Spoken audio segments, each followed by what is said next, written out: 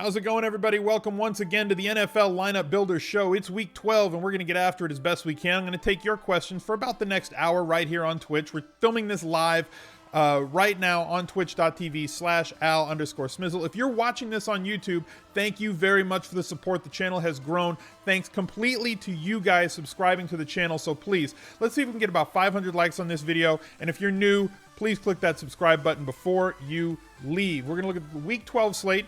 Take some questions from the chat. The chat, as always, is locked down to subscribers only. So if you want to get in here and you want to get involved, the easiest way is to link your Amazon Prime account to your Twitch account. You can sub absolutely free by doing so, and you get ad-free viewing all over Twitch.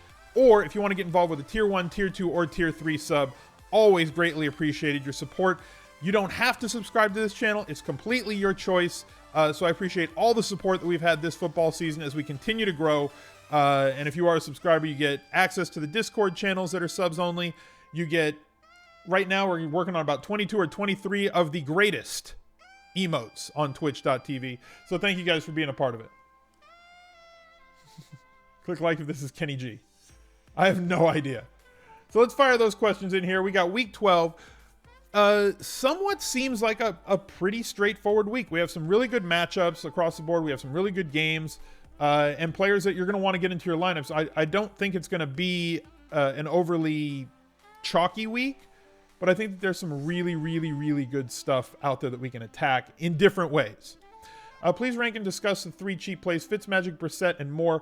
I prefer Brissett. I think Moore's effect is greater on Kenny Stills than anybody else, and I like Fitz too. Earlier in the week, I was higher on Fitzpatrick. I'm now higher on Brissett. Is Coleman a cash game lock now? I think that he's definitely intriguing. I think that the wide receivers for Jacksonville are also intriguing, not named Marquise Lee, as I think he's going to see a heavy dose of Patrick Peterson, and that's just basically what we do. We go after whatever the other targets are that are not going to be covered by Pat Peterson. Just now, Cutler is out. That just broke. Matt Moore starting. Yeah, he was somebody that we were targeting if Cutler was going to be out. I think he's viable at 4.8K. Bengals deal lock in all formats. I think you can get to them. They're very expensive. I think they're $3,900 on DraftKings, but you can get there if you want to. D.D. Westbrook, yes, in play at $3,600. Am I looking to pay down at quarterback as usual, or is this a Russ Wilson week? I'm always looking to pay down at quarterback.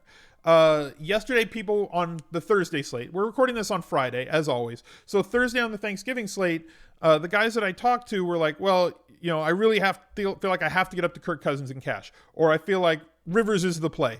And I said, okay, Case Keenum team, the Vikings have the second highest total on the slate. They throw the ball a ton. We love his wide receivers and his tight end and everybody else and a pass catching back. Why are we not talking about Keenum more? And Keenum at 5.3K had 26 points and did really, really well. That is in play as well for the cheap quarterbacks. We can take a look here on DraftKings. You got the guy at the top of the chart, right? Wentz and Wilson. Goff, I'm probably going to fade Goff. Not fade. I'll probably play him in turnips. I'm not considering him in cash. Mariota, I think, is as high as I would consider for cash games this week at 6,300. But as you dial down here, we have Brissett at 54 against Tennessee's bad defense against the pass, and he's got some intriguing targets, and we can get exposure to him with them if we want. We also have Fitzpatrick at 5,500, and now we have Matt Moore at 48 against New England, and they're expected to be chasing in that game. New England's defense has been a lot better recently. It's still a good target at 4,800 because you'd really only need about 220 pass yards, 15 rush yards, and 1 touchdown for him to achieve value there. So a lot of cheap quarterbacks that you can actually consider this week, more so than the last few weeks. Is Paxton Lynch safe? No. Paxton Lynch is all right. Paxton Lynch doesn't feel like somebody who could hit an average game, where most of those other quarterbacks that I just talked about, their average game is going to be right around value at that price. Paxton Lynch could put up 6 points. If he runs for a touchdown, he could put up 22. So like there's a bigger gap between his floor expectation and his ceiling, which I don't think is any higher than 21 or 22.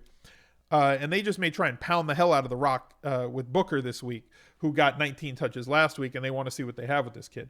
Do I like Hunter Ingram better on DK? I like Hunt this week, especially it being troll season and everybody jumping off of him. Last Sunday, everybody was on Kareem Hunt and we were on Ingram, right? And that paid off for us. Being contrarian there paid off. I think Ingram's still fine. The Rams give up a ton of yardage. Ingram with a couple games straight over 130 yards, but his volume was down last week against Washington because they got behind. That could still be the case against the Rams this week in Los Angeles. Kareem Hunt against Buffalo. Buffalo giving up like 160 yards rushing per game the last 4 weeks. This is a great bounce back spot for Kareem Hunt, who has not seen as much red zone usage as he has before. He's not expensive. Is involved in the passing game. I do think that this is a great bounce back spot for him. That doesn't mean that I hate Ingram. I think Ingram's fine. I prefer Hunt this week. I'm going to have Ingram in tournaments. Troll season. If you guys ever played poker, there was something called flop lag. Like if you have pocket fives and nothing happens that flop, but the next hand that's dealt, there's like a 5 right on the flop. That's called flop lag. Right, it's an online poker thing from way back in the day.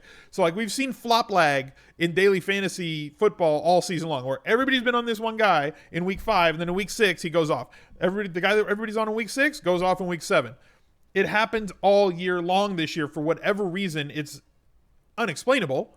It's not something that we can just rely on. Oh, well, he was the chalk last week and failed, so he's definitely going to do well this week. Or like at a craps table when like you bet an 11 on the first roll and it doesn't come out.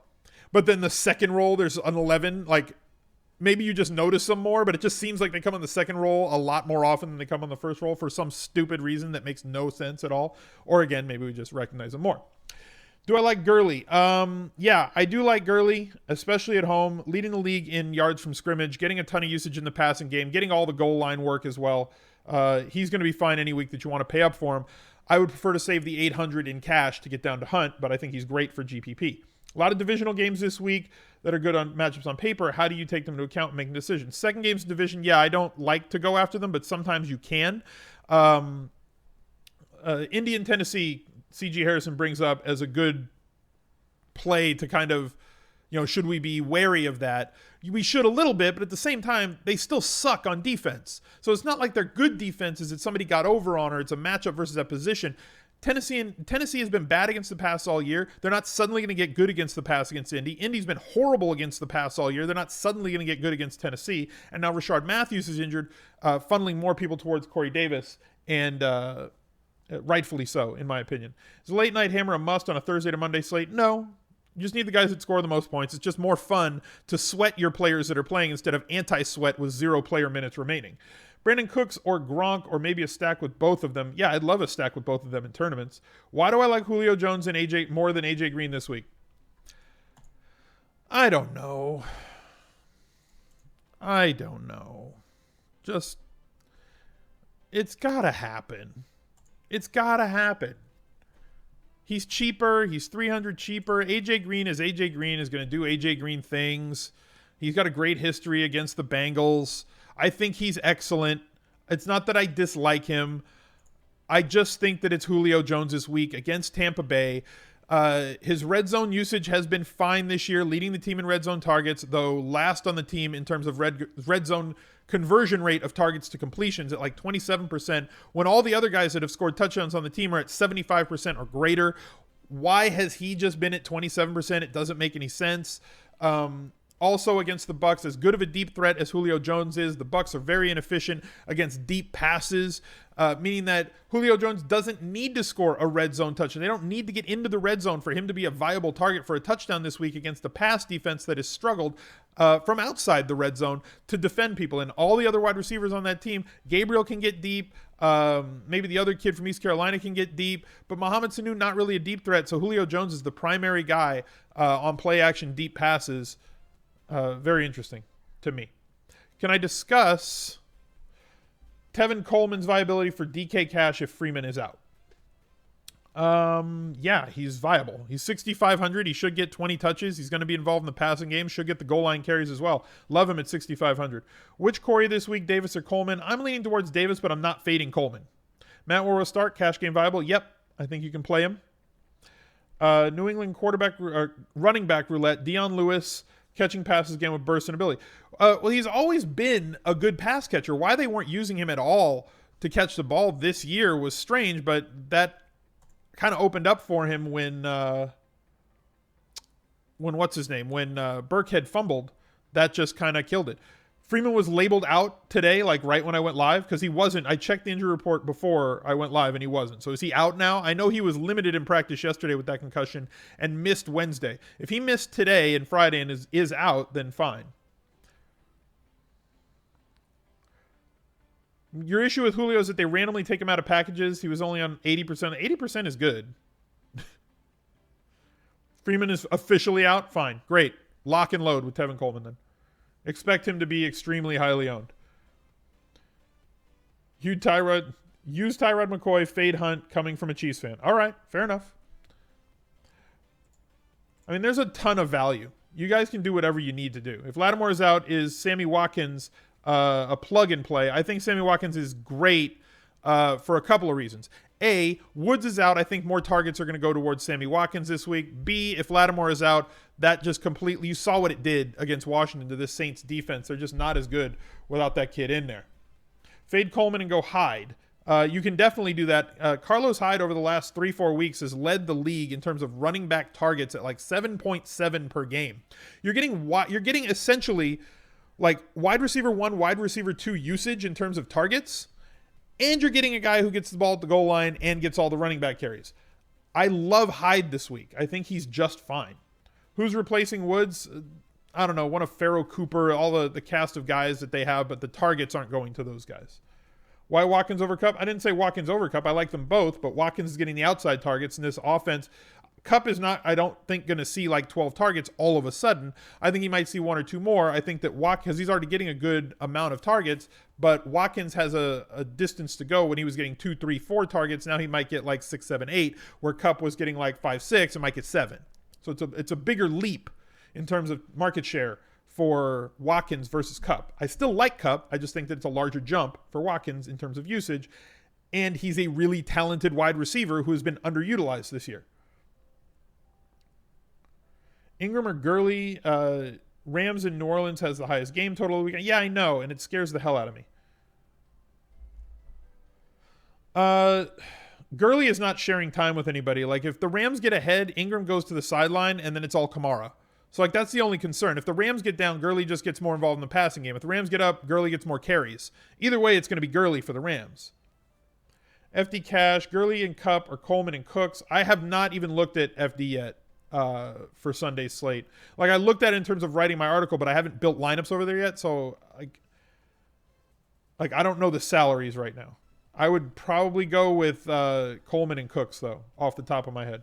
Coleman and Julio and Cash together? You can, but I would probably differentiate that. If you're going to go Coleman, I probably wouldn't go Julio. I'd go A.J. Green in that lineup.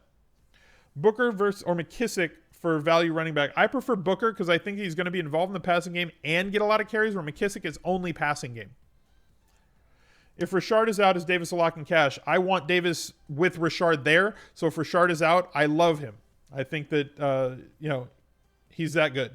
I think that Corey Davis is ready for a breakout. He's getting 10 targets. We've seen him get double-digit targets in games the last couple of weeks since he came back from injury.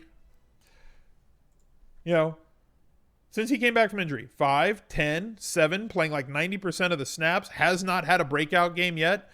And now they're facing Indianapolis. His best skill is getting behind a defense. He's getting the volume of a number 1 wide receiver right now with 17 targets over the last 2 weeks. You give me a guy that's going to get 8.5 targets a game. That's great with his game-breaking ability against a team that can't stop players with game-breaking ability. This looks like it could be a bust-out game for him.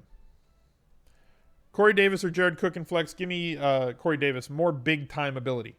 Jared Cook is going to have to catch a red zone touchdown for him to have a big day, right? And maybe 2 for him to have a really big day, where Corey Davis could have a normal day, like an 8-point day, and then tack on a 65-yard touchdown for Mariota, and all of a sudden he's in the mid-20s. Jared Cook, I don't see getting that.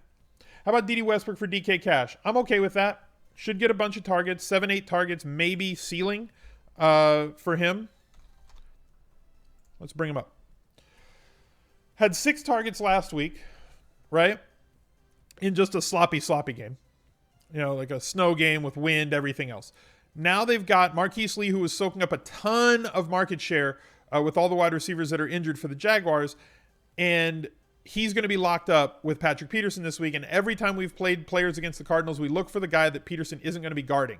So Peterson's not going to be on Westbrook. That means they're going to fade Westbrook, or they should just funnel targets away from, not from Westbrook, funnel targets away from Peterson, which means Westbrook is going to see a few extra targets. He could get 7 or 8 targets in this game for 3,600. This is the exact same play to me that we made last week with the Texans wide receiver who was super cheap. Do I like Carlos Hyde in cash? Yes, I do. I think he's a cash game viable running back this week. Fading Denver wide receiver since Lynch is starting. No. I don't see much of a difference between any of the 3 Denver quarterbacks. They're not good. Is there a Colts wide receiver I'd pair with Brissett and cash? T.Y. Hilton, maybe? Yeah, I'm okay with T.Y. Hilton. I'd probably go with Jack Doyle, though, if you wanted to pair one of his receivers. Jack Doyle's still getting a good amount of targets. Olsen is playing. I'm probably going to wait and see on Greg Olsen coming off of the injury that he had. Do we like or do we love Baldwin? I like Baldwin. I love Jimmy Graham. A lot of tight ends this week. Mount St. Julio, yeah, it could erupt. I mean, there was, let me pull this up real quick from the target site that I like to use, NFL Savant. Where is it? Seahawks. And I wrote this up in Best Buys as well this week. Targets. Put this here, put this here, put this here. Boom. Okay, can you guys see that? No, I got to make it a little bigger. Pow, pow, pow. Okay. So this is the team targets, right? Seattle's total targets on the year. Jimmy Graham with a 19% market share of targets. Doug Baldwin, 24%. Lockett, Richardson, McKissick with 24, fine, right? Like, that's all normal stuff, right? A tight end with like 20% of the target market share, excellent. Red zone targets, though. 36.92% of red zone targets for Jimmy Graham. Look at this difference. 24 red zone targets for Jimmy Graham. 24 of his 74 targets come in the red zone. So, 33% of his overall looks come in the red zone. If you add up Richardson, Lockett, and Doug Baldwin, they really only have 26 total between the 3 of those guys. Jimmy Graham has 24. So like I said, I like the other wide receivers on Seattle this week, but I absolutely love Jimmy Graham this week. Seattle's scary because it could get out of hand early. I mean, a lot of games could get out of hand early, but this is the NFL and most don't get out of hand early. Like, for every blowout that we worry about in the NFL, how many times does it actually materialize where like a team is up 30-3 at halftime, and even when they are that, it's rare that starters get sat at the end of the third quarter. This is not college. Like, I think it happened to like Aaron Rodgers 2 seasons ago, and it was like, oh wow, Aaron Rodgers got sat at the end of the third quarter. Yeah, but he had 5 touchdown passes in 3 quarters. So you still got there. Doyle or Croft and DK Cash? I think both are fine. Croft is the flowchart play of the week. Going up against Cleveland. Only one this year I recall was Buffalo and the Chargers. Exactly. It doesn't happen that often. And look at what had to happen in that game for that to happen, right? They were up like 30 points at halftime. Buffalo had 5 interceptions at halftime. And most of the players on the Chargers still got their game in, right? Keenan Allen had 2 touchdowns, had a massive game, like 40 fantasy points. Gordon still had like 14 fantasy points. Eckler came in for him like at the end of the third quarter, fourth quarter. How often is stuff like that going to happen? Top 3 wide. Let's look at the wide receivers that are between 6 and 7K, because that was essentially the question here. So 7K being the target, right? So Baldwin, I like him. Tyreek Hill, probably not going to pay for Tyreek Hill this week. Landry, I really like this week. T.Y. Hilton, I think, is in play. Prefer him for GPP versus playing him in cash. Jeffrey, revenge game, right? In a really high-powered offense for a guy that is now finally scoring touchdowns in that offense now that he's not seeing shutdown corners. Look at the cornerbacks that he was facing earlier in the year, right? Peters here, Gordon here, Janoris Jenkins when he was playing well. Chargers have good defenses. Patrick Peterson. And then all of a sudden, now, no good corners. All the touchdowns. And now he's facing off against Chicago in a revenge game. I think they funnel targets toward Alshon Jeffrey this week. Great for GPPs. Funchess, very interesting against the Jets. We saw his targets start going up earlier before the trade, and since the trade, he's been a focal point of this offense and a big red zone target where they have a lot of little receivers now. He is the biggest guy. Also, Olsen coming back. I don't think he's going to play 90% of snaps, but we're going to have to wait and see there. Robbie Anderson, GPP play only for me. Fitzgerald, not going to play him against Jacksonville. Crabtree against Denver is interesting, but now we're getting down into the 5K range. Naked Cam in a GPP, always. I'm never going to say fade the running quarterback who has the potential of throwing a couple of touchdowns and 275 yards. I never do that. Hogan again out this week. As far as I know, he's questionable. I mean, we're going to have to wait and see. Did not practice Thursday. We'll have to wait for the Friday practice report. Are Hunt and McCoy involved enough in the passing game to make eating the negative correlation okay? In GPP, I'm fine with it. In cash, probably not. What time is the Anti-Tinker cast on Sunday? That is at 12:15 Eastern time all the way up until lock. Is about when I'm finished with my lineups. I get finished around 9:05 Pacific time. It takes me about 10 minutes to set up the stream, and then we're live and ready to go. Ramsey's out for Jags. Interesting.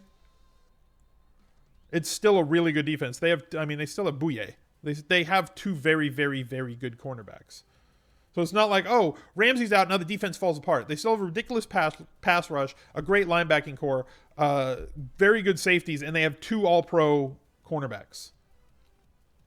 Coleman and Julio and Cash, okay. It's fine. I'm fine with it. If you want to differentiate, you can bump up Julio to AJ Green. No, I can't. I said it's fine. I would probably, because I like to have guys on different offenses in my cash game lineup. Coleman and Julio in tournaments is fine with me. And if you remember in 2015, we were always okay playing Freeman and Julio. That was back when Julio was getting like 11 targets a game. And they were a ridiculous offense, and all the usage went to Freeman and Julio. Now all the usage should go to Coleman and Julio, but Julio's total percent of market share of targets and red zone targets have come down as that offense has spread itself out a little bit more. John Brown is out too. Need someone to take your phone away from you during the Anti-Tinker cast so you can't tinker. Like I said, guys, the Anti-Tinker cast is for me. It's for me. You can tinker all you want. It's to keep me from tinkering with my lineup, so I go on live so that I stop messing with my stuff. Gurley and Hunt both in cash. Yeah, you can do that. Not against that at all. Fournette in cash. Sure. Interesting play. Fine with him. Thomas or Evans in play? Yeah, I'd prefer Mike Thomas. No one seems to be talking about Austin Hooper. Thoughts? There's a lot of tight ends this week, right? And we really cannot play all of them, right? Kelsey is always in play. I don't care who he's matched up against, right? There's no tight end in the league who should get 10 targets, that you could say 10 targets and not flinch more than Travis Kelsey. So he's always in play. Probably not going to play him in cash because he's too expensive this week, but you can afford him based on all the value that's out there if you so chose. Zach Ertz, great. Sure.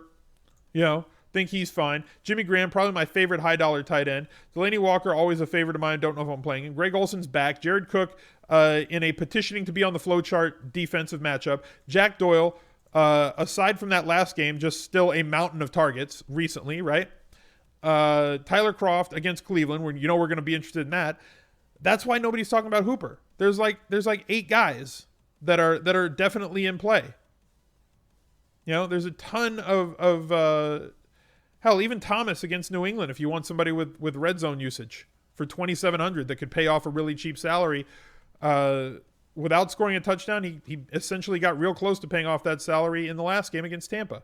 So there's a ton of tight ends this week. That's why I don't know that you need to really just say, well, let's focus on this one.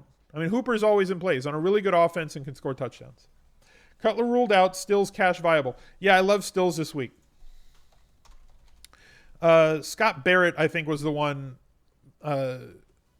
because Adam referenced this on the edge, and I had seen it before, and I think it was Scott Barrett that did it. Has like his spreadsheet where he shows Kenny Stills in games that Cutler starts or any other quarterback starts or Tannehill starts versus Kenny Stills in games that Matt Moore starts. And Kenny Stills goes from like a 14% or 12% market share up to like a 23% market share of targets when Matt Moore is the quarterback. And you saw it happen basically all last game once Cutler was out.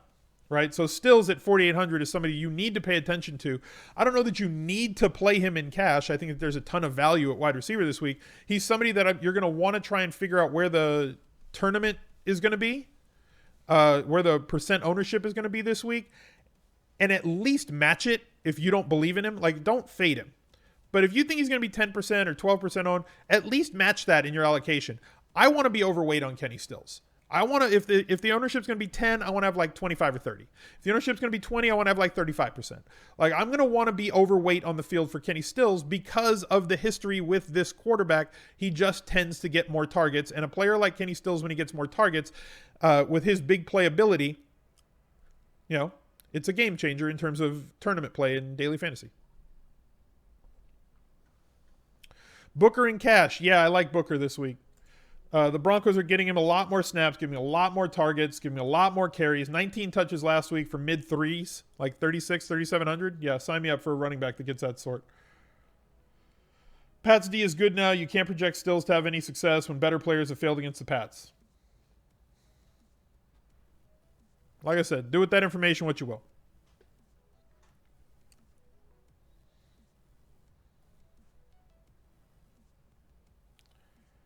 You think the Pats erase Landry, plus Moore's favoritism towards Stills, does that worry you? I mean, Landry's still going to get, you can't erase a slot guy.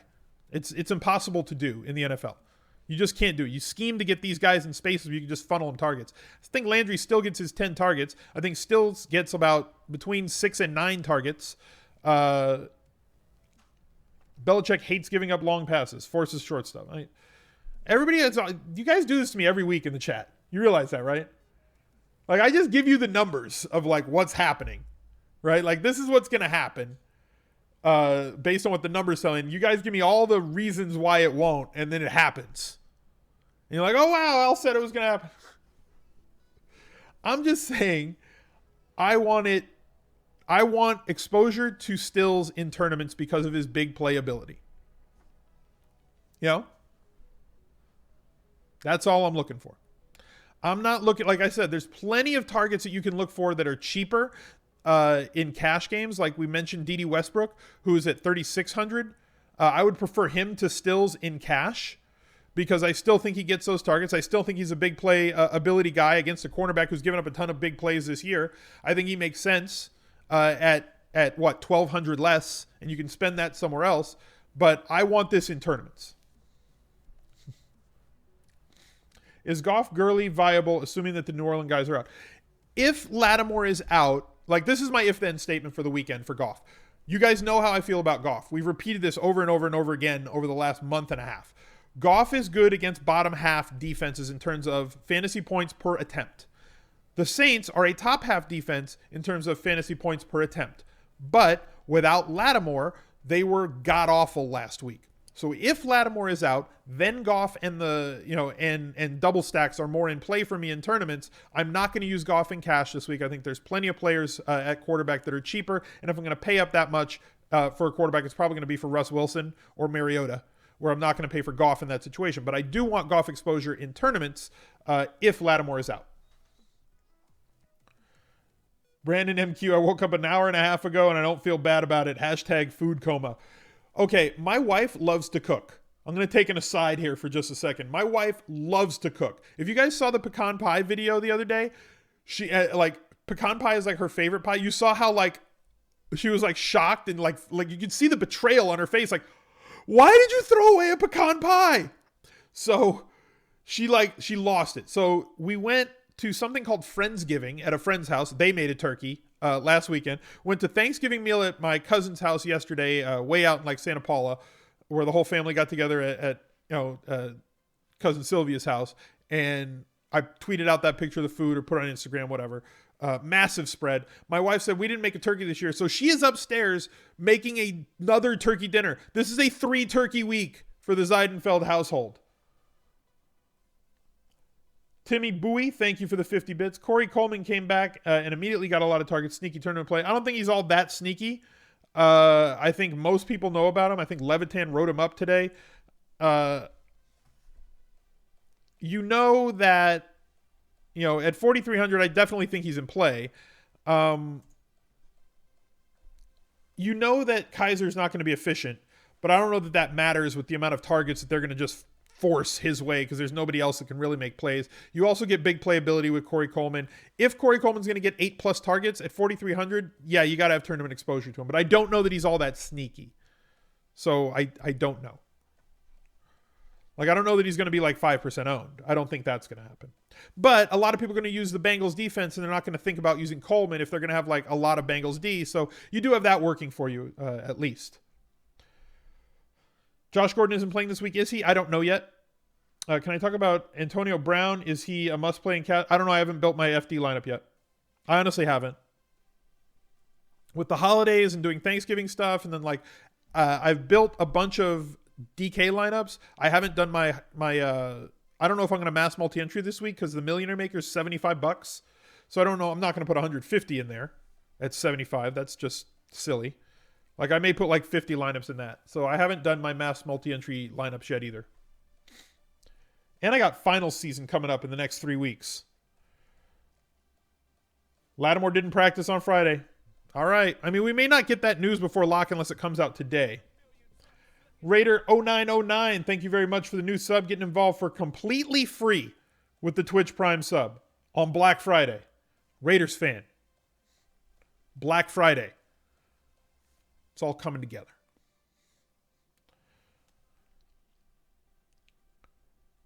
How did I do over the Turkey Day slate? Survive in advance and cash. Did not win in tournaments. Lattimore and Crawley didn't practice Friday. Oh, boy. Yeah, monitor that Saints situation. Safest running back this year to pay for has been Ingram and or Kamara. Yeah, Ingram and Kamara, if you just, for the last 4 to 5 weeks, if you just made 150 lineups and locked in Ingram and Kamara, you would have been massive. You'd been the most profitable person in daily fantasy. If you just did that. Just 100% exposure to Ingram plus Kamara every week. You can easily fit AB on FanDuel. Okay, well, there you go. If you can easily fit him, then play Antonio Brown.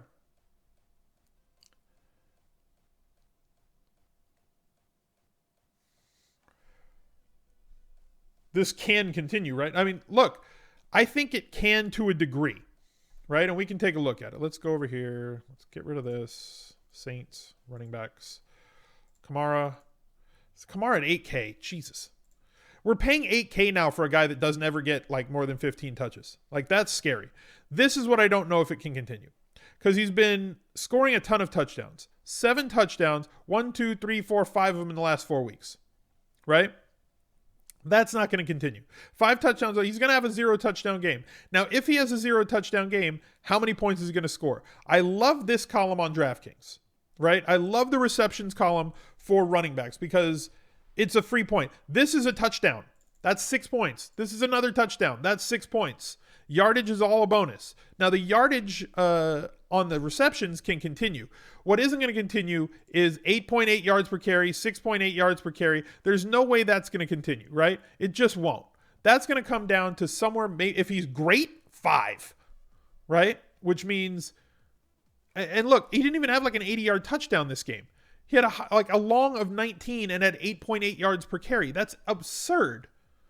So, like, I don't think Kamara can continue to be as efficient as he has been with scoring touchdowns. So regression is going to come in terms of scoring touchdowns for Kamara, but this is going to remain the same, right? He's still going to get you 10 points in the passing game pretty much every week, right? If he gets you those 10 points and he gets you 5 from the rushing game, that's a 15-point floor. Now you add a touchdown on top of that if he happens to get into the box, and that's 21. But we're at the point where he needs to score over 20 to be viable, and he does not get goal line carries. Those go to Ingram, right? Those go here. So knowing that he has to score from somewhat distance, it's kind of like Tevin Coleman last year, where Tevin Coleman was ridiculously efficient, scoring touchdowns from outside the 15-yard line, and that could not continue. Even though he's a talented player and they get him the ball in space. The short yardage touchdowns all went to Freeman. So it's a concern for me with Kamara. I prefer Ingram, considering that they're very closely priced. We spoke about this last week. This was not going to continue. This half a target per week. He got 4 again last week, 6, 5, 5, 8. That's what it's going to look more like in this reception and target category for Mark Ingram moving forward. And this column is probably going to be more around this 16 to 18 a week. So I'd prefer Ingram knowing that they're the same price, but I understand people wanting to play Kamara.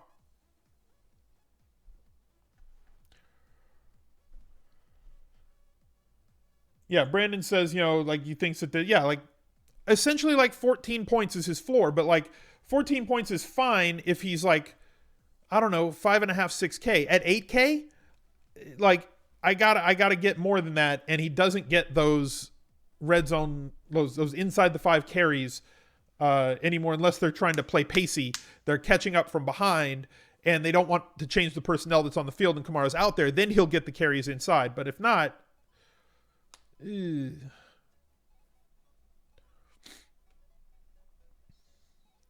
14 points would destroy Hunt the last 5 weeks. Yeah, but Hunt's playing Buffalo this week, guys. Don't forget that. Never forget that Buffalo's defense is god-awful. Oakland DST, too risky for cash. Denver's given up a ton of points to opposing. They give up a lot of sacks. Their quarterbacks fumble a lot. They have a quarterback right now in Lynch, who, though he was a first-round pick, Pete talked about this on the Edge Pod about how he does not go through reads. He just laser focuses on the one guy he's going to throw to, stares him down, and then fires at that guy. And you cannot do that in the league. You cannot do that. Booker cash game viable? Yeah, I think he's fine. He was somebody I really liked earlier in the week. I still like him now, but don't know that he's... I don't know that we need to play him with all the value guys that are out there, right? Like, 1 second. Coleman. Who was the tight end? No. Let's just do that, right? So, like, we have at least these 3 guys for extreme value right now. Plug in a 3K defense. Don't care who it is. Boom. Okay, Raiders, right? So you have 7K per player. Plug in a 5K quarterback. Don't care who it is. Boom. Not even caring. Good. It's a backup. Even better, right? Now nobody can just plug and play this. You have 7.75K. Play anybody you want with that much value, And we haven't even gotten to the mid-range guys. So, like, there's so many values out there. Like, you don't need to play Booker if you play these 2 cornerback or 2 wide receivers. Play one of these guys and Booker. That's what I was saying. I don't think that there's a clear path this week that there's must-play guys, which for me opens up a lot of different ways to make lineups, and I love players like that for tournaments. Why would you play Booker when you have a new OC for this game? Anderson might be back to workhorse, or he might not. A lot of stuff comes down from specific teams from the front office. They know what they have in CJ Anderson. He's a dead man walking. He has a contract that they can cut at the end of this year or pay him a ton of money. They're not going to pay him. They're going to cut him. So they want to find out what they have in Booker. So Booker is trending upwards. That's something that comes, poop flows downhill. That's coming from on top of the mountain down to the field. You need to play this guy. We're not playing this guy because if he gets injured, then we can't cut him. But if he doesn't get injured, then we can cut him, and it saves the franchise $5 million.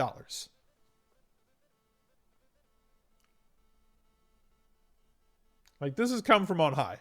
Booker's going to get more run the rest of the year. Yeah, CJ is a dead man walking on Denver. He's not a dead man walking as a football player. He'll get another job in the league, but they're done with him. Burkhead recency bias week? Burkhead troll week, maybe. CJ Anderson right now. This is fine. Dede played 35 of 48 snaps last week. Is that supposed to rise this week? I mean, 35 of 48 is a good number for a 4K wide receiver, for a 3.6K wide receiver. John Brown is out. Is Jerron Brown all right as a flyer? Yeah, I'm okay with that. And you don't have to worry about did the right Jay Brown score the touchdown. So if one of them, I told you, look, I need an end to this. Either one of them needs to be inactive or they have to trade one of them. They cannot play 2 Jay Browns that have a number that is one off of the other one every single week. One's 12, one's 13. It's ludicrous, and it needs to stop.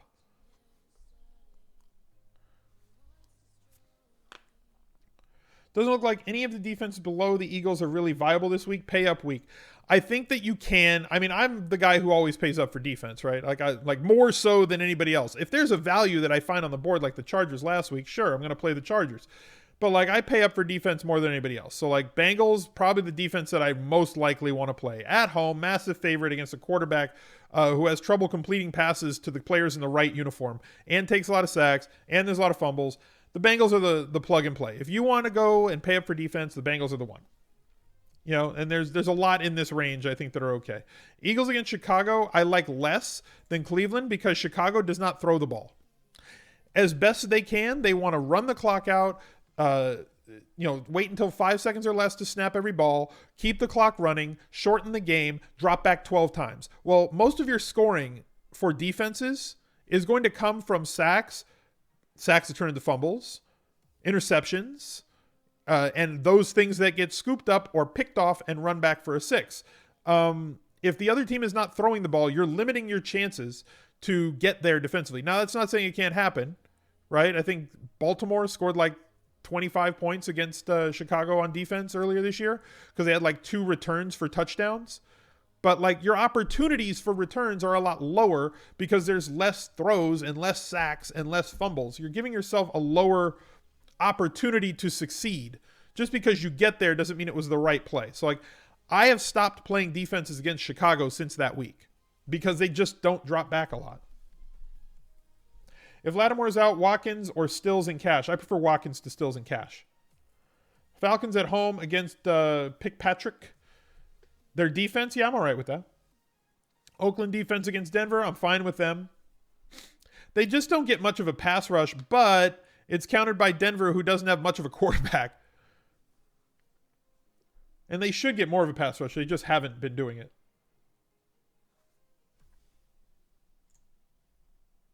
Oh, my. People are like sending me pictures of how they're doing in FIFA, which I think is awesome. Simon Brown apparently pulled a Messi out of his packs today. So, GG. Well played, dude.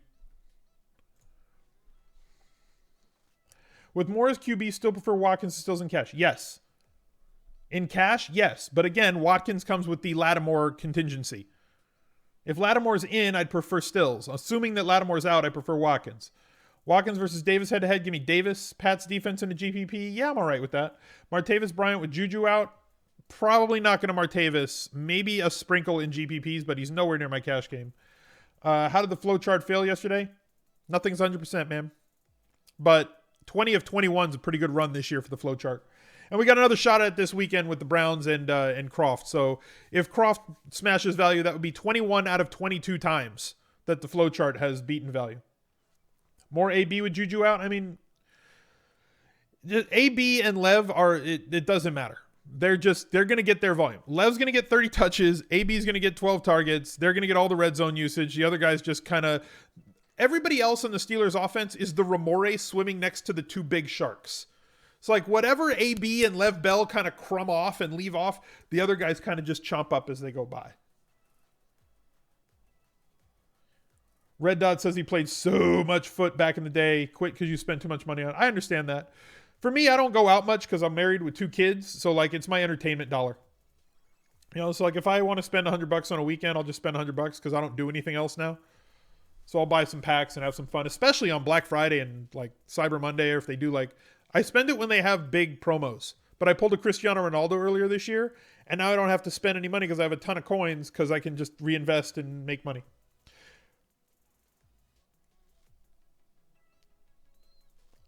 That helps no one. What helps no one?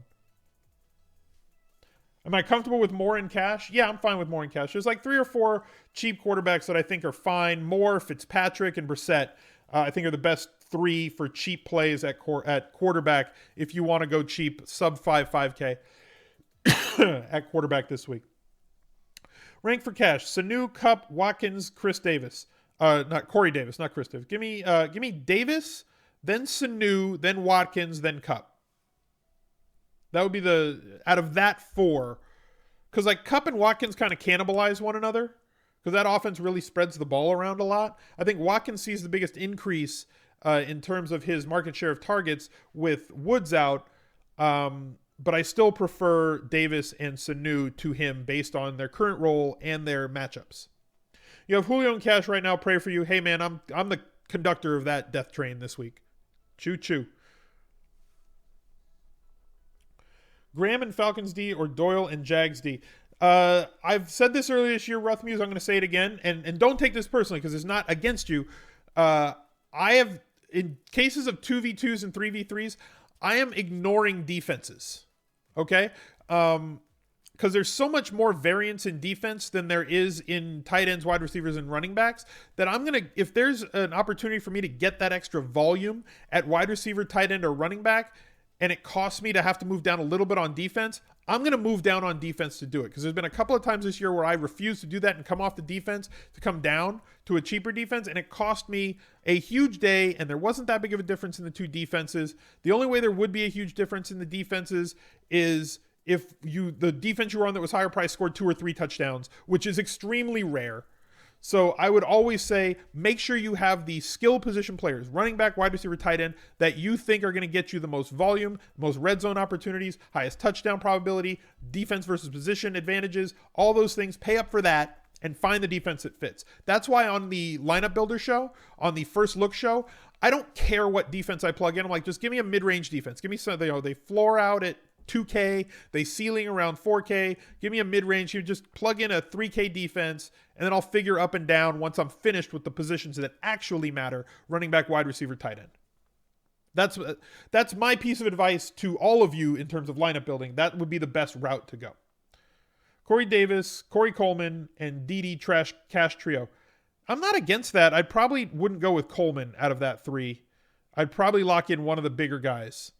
AJ Green, Julio. I'd go with 2 of those 3 and then one big guy. Is Naked Brissett a reality with all the wide receiver value elsewhere? Yeah, he's fine. And look, I'm fine going in cash, going with a naked quarterback. I'm more okay in GPP going with a naked quarterback if they have rushing ability. If it's a pass-only quarterback, I'm not going to go naked QB. Unless they just ping the ball to 6 different receivers, which is very rare. So there. Can you just play Sanu in cash and not try to figure out Julio? You can do that. It's viable. So like I'm always willing to go with Cam Newton or Tyrod Taylor or Brissett or Mariota in cash and not try to figure out who's going to be their big wide receiver, or in tournaments, and not try to figure out who's going to be their big wide receiver, because their rushing ability can have them have a big day without any of their receivers having a huge day. Yeah, Breeze pings the ball around. Agree. He didn't used to, but he does now. Do I have a value guy limit for your cash game? No, it's slate dependent for me. Lockett or Richardson for cash? I don't think either in my cash games this week. Dare say Mixon for cash. Not for me. I know that he's getting more looks. He hasn't been good with them. Cleveland's been very good against the run. I don't want Mixon anywhere near my cash game lineup, especially with the value that's out there this week. I don't think you need to do that. Rank the top running backs, like overall, like no salary, just who's got the highest raw projections, like Gurley, Hunt, McCoy, Tevin Coleman.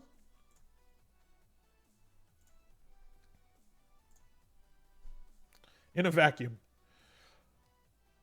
Russ feels like the nuts this week. Yeah, I'm gonna try to be overweight on the field with Russ. Yeah, Cleveland does bad defenses. It's much easier for them to force you to throw the ball because 3 things happen when you throw the ball and 2 of them are bad, right? It's either intercepted or it's incomplete, or they can catch it. Those are the 3 basic possibilities. And don't try and semantic the hell out of me, chat. Don't do it. Could be PI. It could be a hold. Stop it. 3 things happen when you throw the ball. 2 of them are bad. So bad defenses try to force you to stop running the ball to make you throw it because it brings more variance into the game and allows them to have a chance, which is what Cleveland does. They force you to throw the ball. They stop you from running the ball because they're a bad defense. The Bucs did it when they were like one of the worst teams in the league when they got Jameis, the year before that and the year after they got Jameis. Same sort of philosophy until you actually get talent on the outside, and then you try to stop people from running the ball, and your cornerbacks can stop them from throwing the ball.